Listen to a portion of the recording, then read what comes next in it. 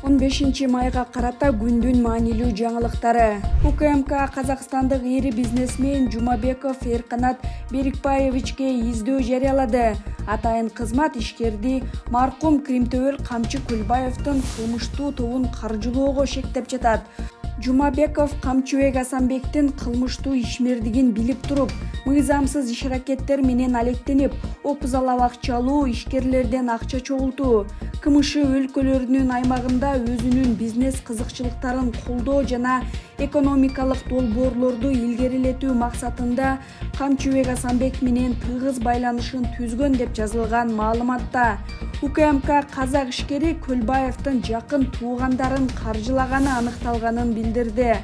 Жумабеков кылмыш дүйнөсүнүн лидери менен дос болуп, Ысык көлдө жайгашкан Барс эс алуу борборунун аймагында Камчыбек Асанбек менен бир нече жолу бош убактысын жана жолугушууларын өткөргөнү, Асанбектин жакын туугандарына Алматы шаарынын аймагына барганда ар тараптуу каржылык жардам көрсөткөнү аныкталган деп жазылган маалыматта.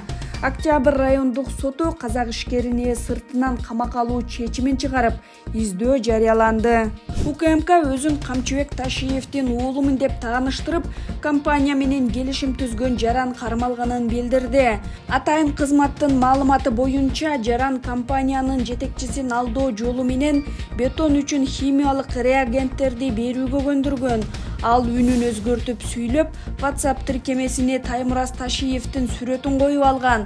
Алгач өзүнүн өкүлүн компанияга жөнөтүп, кийин өзү келип келишим түзүүнү талап кылган. Келишимдин жыйынтыгында ишканага 495 000 сомдук 8 тонна химиялык зат жана аванс катары 80 000 АКШ долларынан ашык Lexus RX 350 жана Hyundai Avante үлгүсүндөгү автоунаалар которулган деп жазылган маалыматта.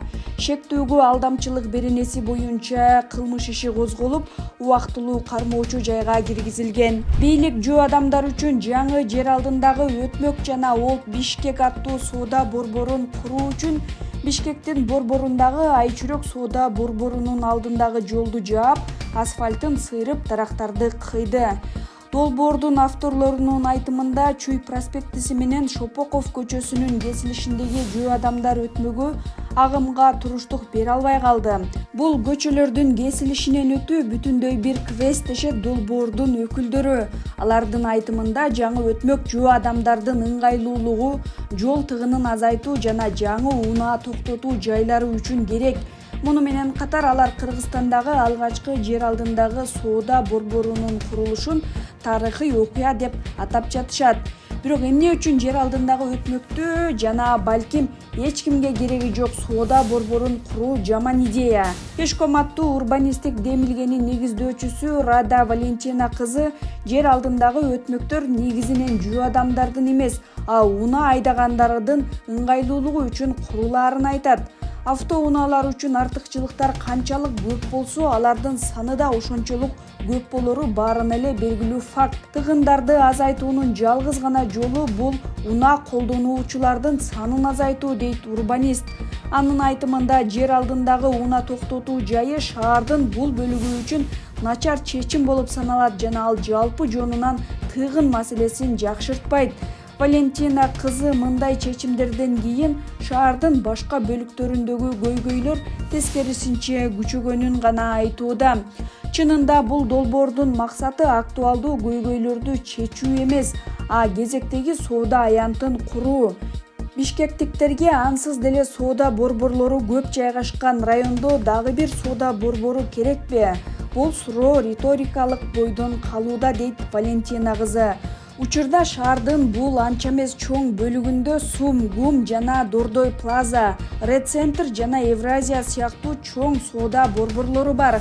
Жөө адамдар үчүн жер алдындагы жаңы өтмөк жана соода борбору жөнүндө сиздин оюңуз кандай? Өзгөчө кырдаалдар министри Бообек Ажикеев 15 майда Нарын облусуна караштуу Актала районуна барды. Аталган министрликтен кабарлашкандай, анда жер титирөөнүн айынан жабыр тарткан турак жайлардын абалы менен таанышып, жергиликтүү тургундар менен жолукту. 15 майга карата райондо табигый кырсыктан жабыркаган турак жай, социалдык объекттердин саны 120дан ашты.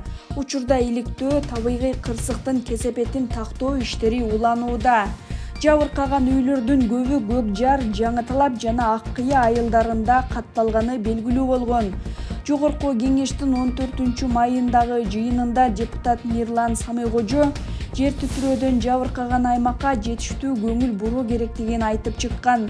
Нарында 12 майда очогунда күчү 4 жана 5,5 балл болгон 2 жер титирөө катталган.